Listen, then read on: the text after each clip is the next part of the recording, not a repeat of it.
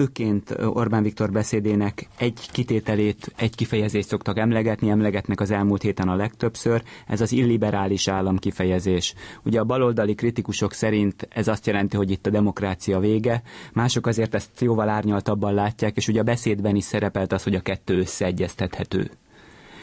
Lánci Tamás hogyan látja ezt a vitát egyfelől, másfelől az értelmezési terepet, már ami a beszéd értelmezési terepét illeti?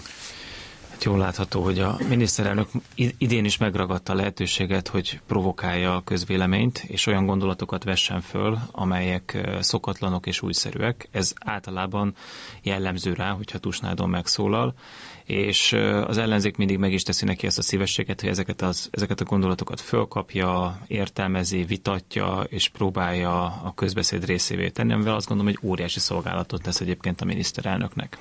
Ez a beszéd egyébként egy nagyon-nagyon magas színvonalú beszéd volt, és egyébként nem arról szólt, amiről az ellenzék beszél, és amit próbál a figyelem központjába állítani, és nagyon-nagyon érdekes kérdéseket vetett föl ez a beszéd.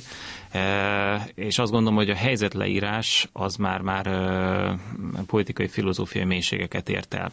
Hiszen miről volt szó ebben a beszédben? Arról, hogy egy teljesen új értékrend, egy új társadalomszervezési elv emelkedik föl, miközben a régi, a 68-as nemzedéknek a társadalomszervezési filozófiája vagy ideológiája pedig jól láthatóan hanyatlik. Ezt vitatja a magyar ellenzék, holott ez tény. Tehát ha körbenézünk Európában, az látható, hogy a liberális elitnek a hatalma az nem csak, hogy meggyengült, megtört, hanem súlyos hanyatlásban van. Hát Franciaországban, Ausztriában egyenesen radikális vagy szélső jobboldali pártok vezetik a közvéleménykutatásokat. Tehát arról beszélni, tehát vitatni a miniszterelnöknek azt a megállapítását, hogy a liberalizmus az végóráit éri Európában, szerintem ez értelmetlen, mert ez tény. Tehát elég csak a közvéleménykutatási adatokra ránézni. És jól látható, hogy Európában a konzervatív, a közösségelvű gondolatnak nagyon-nagyon komoly reneszánsza van. Ez is egy tény. Amit ma még nem tud senki sem megjósolni, és ezt még nem látjuk előre pontosan, és erről szólt szerintem a miniszterelnöknek is a beszéde, hogy pontosan milyen ezeken az új értékeken, új közösségelvű, konzervatív értékeken pontosan milyen társadalomszervezési elvek, metódusok fognak majd kibomlani. Ezt ma még nehéz pontosan megjósolni, ezt próbálja mindenki kikutatni, próbál belelátni a jövőbe. Ez egy izgalmas kérdés, amiről beszélni kéne, és nem a jelenséget tagadni, ahogy ezt a baloldali ellenzék teszi.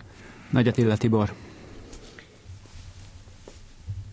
Hollandiában liberális miniszterelnök vezeti az országot, tehát azért van ellenpélda ezzel együtt, hogyha a liberális állam alatt, vagy a liberális gondolkodást mondjuk leszűkítjük a liberális pártokra, akkor Európa szinten valóban általában mondhatjuk azt, hogy nincsenek könnyű helyzetben, például az Egyesült Királyságban sem, és valóban az európai parlamenti választások is nem a liberális pártok sikerét mutatták alapvetően, viszont... Elnézést, ne arra, hogy közbevágok, de nagyon, nagyon érdekes dolgot mondtál Hollandia kapcsán, és egyszerűen nem bírom megállni, hogy akár az udvariatlanság szintjéig is elmenve ne vágjak közbe.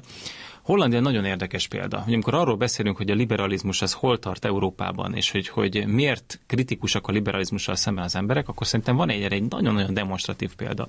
Akkor lelőtték most ezt a maláj utasszállító repülőgépet, akkor eltelt egy hét, mire a holland állam arra volt képes, hogy egy tucatnyi fegyvertelen holland rendőrt oda küldjön vizsgálódni a területre. Most én azt gondolom, hogyha egyébként, és ugye még tudjuk, hogy 2 héttel vagy 3 héttel az események után még mindig temetetlen holland állampolgárok fekszenek kint ukrán szántóföldön, én azt gondolom, hogy ha mondjuk magyar állampolgárokkal történt volna meg ez, akkor már másnap ott lett volna a TEK, vagy valamilyen különleges kommandó, biztosítja a terepet, és sőt nem, hogy biztosítja, porszívózza a terepet. Szerintem elfeledkezel arról, hogy Ukrajnában a szakadárok ellenőrzésük alatt tartották a repülőgép. Nem felejtem el, hiszen... Ezért nem volt könnyű oda küldeni megfigyelőket. Én azt gondolom, hogy hogyha a holland államnak nincsen meg ahhoz az ereje, ahhoz a fizikai ereje, hogy a szakadárokat onnan elhessegesse, akkor azt gondolom, hogy de Magyarországnak sem volna. Hát hogy ne lett volna? Hát Szíriában, amikor magyar állampolgárokat túlszvejtettek, és Szíriában Ukrajnában már 200 000 ember halt meg, nem kicsi polgárháború van, ott volt a TEK, és kimenekítette őket. És egyébként megtette ezt a TEK más polgárháborús vidéken is. Nem tudjuk, hogy a TEK-nek pontosan hogy sikerült, csak jelzem, de még egyszer mondom, Magyarország nem fegyvertelen. Háború zajlik. Ez így van, de akkor nem fegyvertelen rendőröket küldök oda, hogy vizsgálódjanak, akik aztán 4-szer megpróbálnak bemenni a területre, majd dolguk végezetlenül visszamennek Hollandiába, hogy nem sikerült semmit sem tenni. Én azt gondolom, hogy az Európai Unióval szemben és a liberalizmussal szemben pont azért fogalmazódnak meg nagyon-nagyon komoly kritikák, mert egész egyszerűen nem vetnek számot azzal a valósággal, hogy igen, az élet bizonyos pontokon nagyon kemény, meg kell védenünk az érdekeinket. Nem tudom, hogy nem zajlott volna összecsapás, hogyha fegyveres holland rendőrök még oda mentek volna Kelet-Ukrajnába, tehát azt talán furcsa lett volna. Temetetlen holland halottak vannak kint Ukrajnában a mai ez napig. Ez nem biztos, hogy a holland állam hibája, sőt a holland miniszterelnök fel volt háborodva, hogy a holland holttestekkel bánnak.